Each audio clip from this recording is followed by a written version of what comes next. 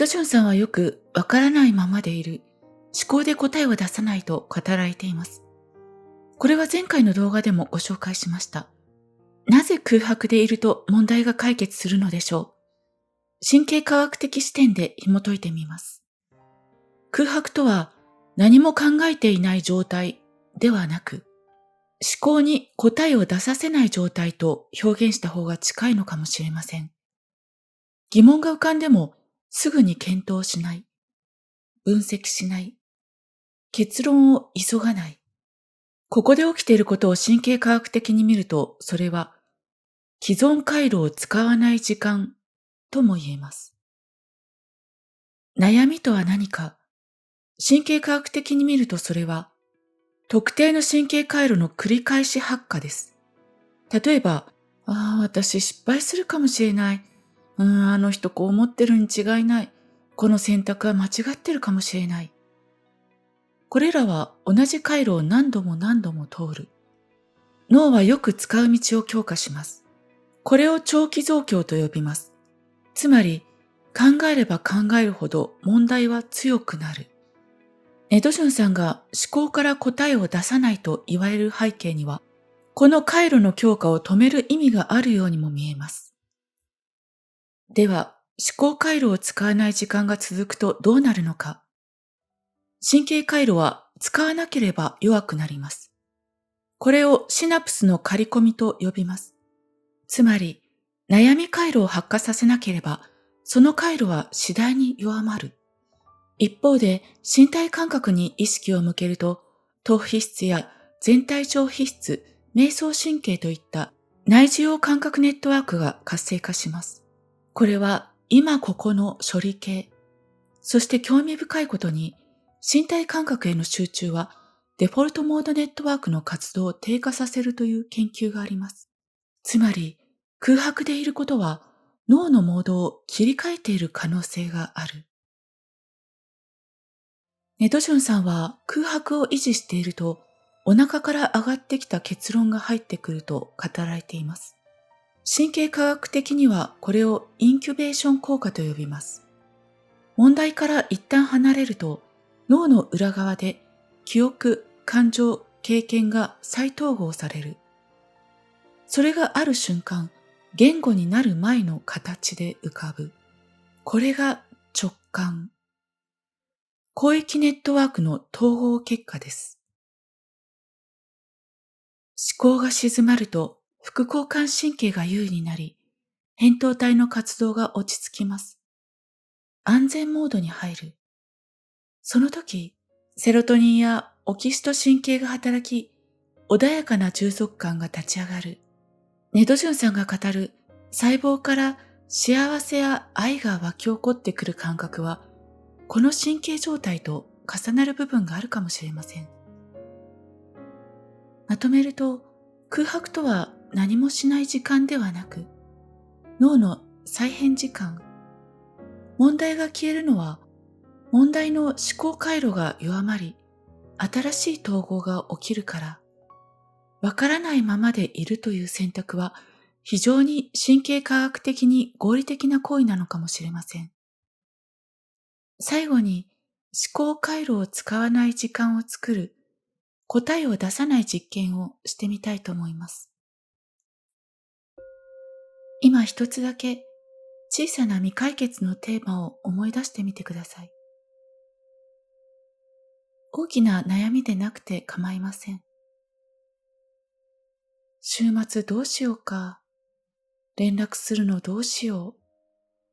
そんな軽いもので大丈夫です。まずそれを一度はっきり意識します。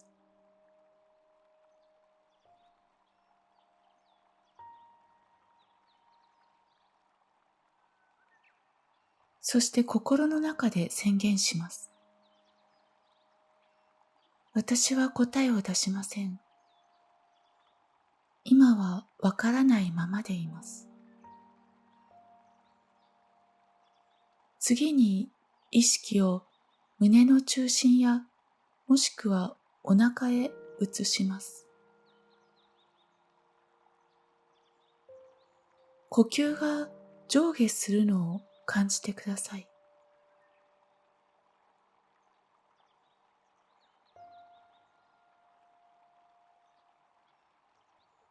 思考が答えを出そうとしたら、もう一度だけ静かに言います。わかりません。そして呼吸へ戻ります。これを3分間。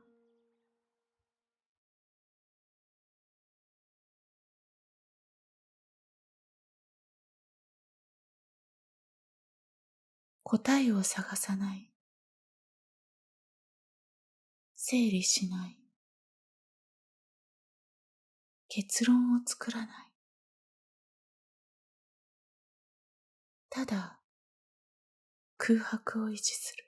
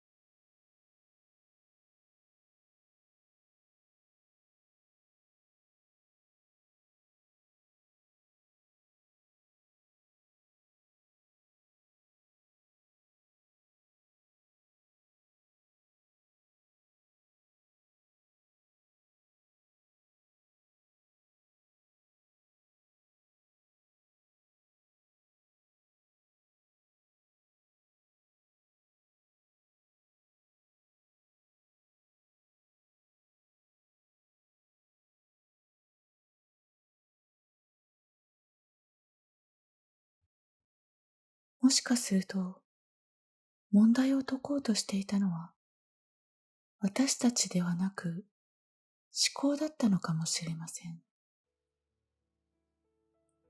そしてその思考が静まったとき、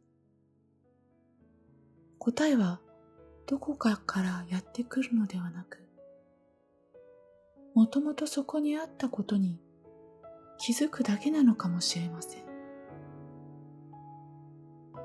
空白は何もない場所ではなく、再編が起きている場所。ネトジュンさんの言う空白は、脳が本来の働きを取り戻す時間なのかもしれません。今日もほんの少し答えを出さない時間を